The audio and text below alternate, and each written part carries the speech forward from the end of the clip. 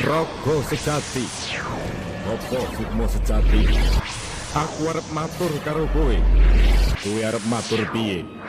Saben-saben aku tansah kuciwa lan ora sarujuk karo pakartimu.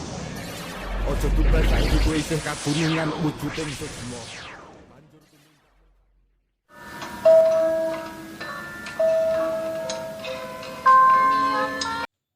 Assalamualaikum warahmatullahi wabarakatuh. Jumpa lagi dengan Blitar Channel 99. Kali ini akan mengupas tuntas asal usul kota Jember. Salam Rahayu, salam sejahtera, salam lestari. Dan sebelum itu jangan lupa dukung channel kami agar supaya tetap berkembang dengan cara tombol subscribe, like, dan komennya. Langsung saja kita ulas. Pada masa 1900-an, daerah Jember bukanlah sebuah kota, melainkan bagian dari Bondowoso yang dijadikan daerah perkebunan dan irigasi oleh Belanda. Jember sendiri sebenarnya bukan daerah pemukiman, sehingga saat ini nyaris tidak ada penduduk Jember yang asli.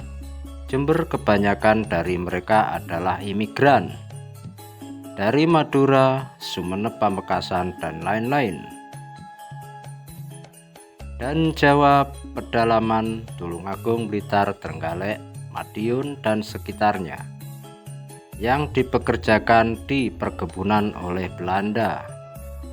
Apalagi semenjak dibukanya jalur kereta api Surabaya Jember Banyuwangi, semakin banyaklah pendatang dari daerah-daerah tersebut mencari kehidupan dan harapan baru di daerah yang menjanjikan ini, baik di perkebunan maupun di jawatan kereta api. Contohnya, kakek buyut saya yang asli Tulungagung dipindahkan oleh pemindahan Hindia Belanda bersama semua keluarganya untuk bekerja di stasiun Tanggul, daerah Jember Barat. Jadi bisa dimaklumi kenapa Jember tidak memiliki kesenian yang khas seperti reog, kuda lumping, dan lainnya. Banyak istilah tentang nama Jember. Ada yang mengartikan Jember berasal dari kota jambrek, becek. Ada juga Jember dari bahasa Jawa alus yang artinya kotor. Ini berkaitan dengan kisah salah satu putri Raja Brawijaya, Raja Majapahit, yang bernama Endang Retnowati. Juga ada yang mengatakan dengan nama seorang putri kerajaan di Jember Selatan yang bernama Putri Jembersari, dan ada juga yang menganggapnya berasal dari kota Jember.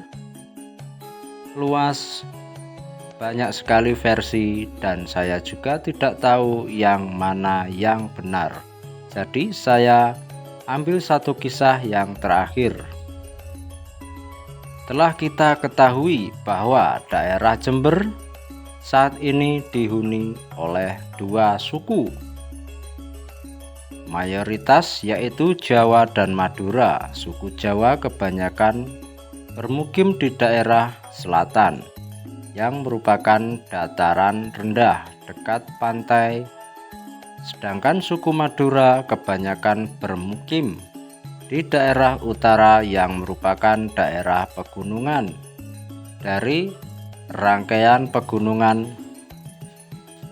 yang dengan puncak Gunung Argapura, Ijen Raung, yang kesemuanya masih aktif. Kedua suku ini justru bertemu di sepanjang bagian barat, tengah, dan timur Jember, sehingga terjadi percampuran bahasa yang memunculkan logat dan istilah khas Jember.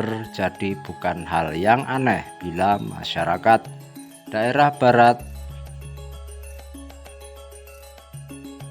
Bila masyarakat daerah barat, tengah, dan timur Jember bisa menguasai dua bahasa daerah sekaligus saya sendiri bermukim di daerah Jember Barat. Kisah ini bermula ketika imigran dari Jawa dan Madura bertemu pada satu titik. Lalu si orang Jawa bilang, "Nang kene ae, lemahe sik jembar." Dan si Madura bilang, "Dinak bah, tanah nak Ki Jembar." Dengan penekanan di huruf B, jadi bila digabung muncullah istilah Jember yang sudah tidak mengalami penekanan di huruf B lagi. Hingga pemerintahan Hindia Belanda mengeluarkan surat keputusan pada tanggal 9 Agustus 1928 tentang dipasangkannya daerah Jember dari bagian Bondowoso dan mulai aktif secara sah sesuai hukum pada 1 Januari 1929. Kabupaten Jember lahir dengan bupatinya yang pertama, yaitu Bapak Noto Hadinegoro, yang namanya diabadikan sebagai nama lapangan terbang Noto Hadinegoro yang saat ini baru melayani penerbangan Jember Surabaya. Cerita ini dikaitkan erat dengan cerita-cerita kerajaan yang beredar di masyarakat Jawa Timur. Konon di pantai selatan pada zaman dahulu kala ada kerajaan yang sangat sentosa. Sang raja sangat arif dan bijaksana. Segala hasil bumi negerinya dimanfaatkan untuk kesejahteraan rakyat sehingga rakyat bisa hidup secara aman dan tentram. Kemakmuran kerajaan tersebut menggunakan decak kagum dari kerajaan lain di sekitarnya. Namun hal tersebut juga yang mengundang kelompok bajak laut untuk menyerang kerajaan tersebut. Mereka berhasrat menaklukkan dan mengambil segala kekayaan yang ada dari kerajaan tersebut. Para bajak laut pun mulai menyusun rencana. Mereka mengetahui kalau kerajaan tersebut memiliki prajurit yang tangguh, sehingga mereka memilih menunggu hingga para pengawal kerajaan sedang lengah untuk melakukan penyerangan.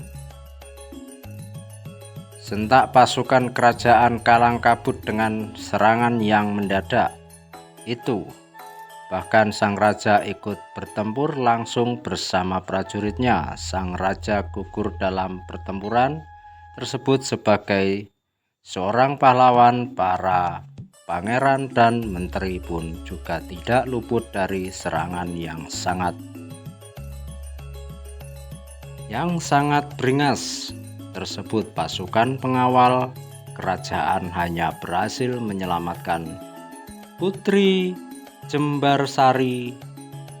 Ialah satunya pewaris kerajaan yang berhasil diselamatkan. Sang putri bersama beberapa pengawal kerajaan lari jauh mencari tempat yang aman tanpa mengetahui jika ada keluarga kerajaan yang selamat. Kawanan bajak laut tersebut berpesta atas kemenangan itu. Tampuk kekuasaan kerajaan dalam diambil oleh pemimpinan bajak laut. Sementara itu pengawal kerajaan yang mengawal Putri Jembarsari tiba di tempat yang aman. Di tempat persembunyian tersebut sang putri dijadikan sebagai ilmu bela diri. Dengan kecerdasan yang dimiliki sang putri, Putri Jembarsari dapat dengan mudah menerima berbagai ilmu tersebut. Sekarang Putri Jembarsari telah tumbuh menjadi gadis belia dan juga seorang pendekar. Suatu ketika Putri Jembarsari memerintahkan pasukannya untuk membuka hutan belantara menjadi suatu perkampungan yang aman, sehingga banyak orang dari luar yang berdatangan dan menjadi warga di daerah tersebut. Singkat cerita, daerah tersebut menjadi sebuah kerajaan kecil dan Putri Jembarsari yang menjadi ratunya. Mari kita kembali lagi untuk menegak kerajaan sebelumnya yang telah diambil alih oleh bajak laut, dikarenakan Raja Bajak Laut yang tidak cakap dalam mengurusi kerajaan serta sikapnya yang sewenang-wenang,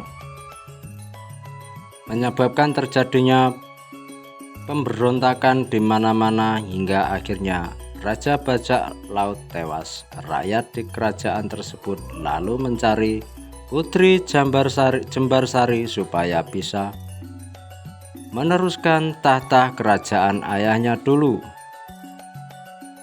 yang terkecil sangat arif dan bijaksana. Mempertimbangkan usul dari sang penasehat, Putri Jembarsari setuju untuk menggabungkan dua kerajaan tersebut.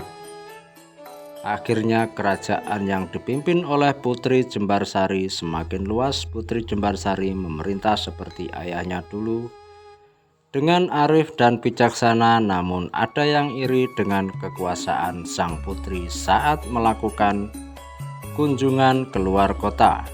Putri Jembarsari diserang. Putri Jembarsari pun gugur untuk mengenang jasa sang putri. Kerajaan tersebut diberi nama Kerajaan Jembarsari.